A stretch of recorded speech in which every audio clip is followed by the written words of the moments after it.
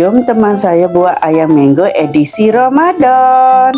Mula sediakan mangga muda. Lepas ke semua kulit mangga tu cuci bersih. Next sediakan pinggan dan penyagat. Guna penyagat kasar. Penyagat ni dia tajam dan dia besar sikit. Mudah kita nak sagak semua tu lah. Ke semua mangga muda tu bila sudah kita letak dalam kontainer. Nak letak sini pun tak apa, saya suka kemah-kemah.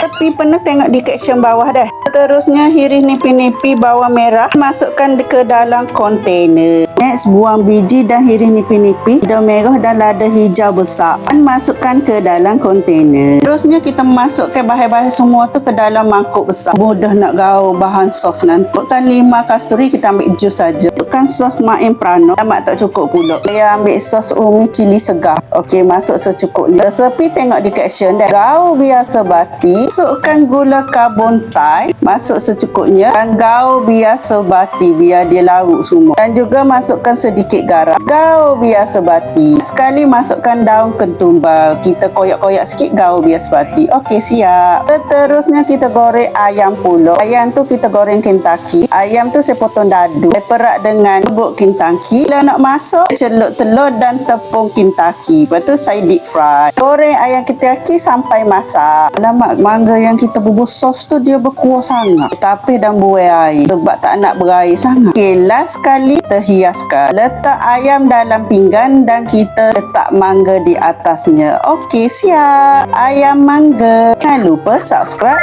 like, komen, share video ini. Terima kasih.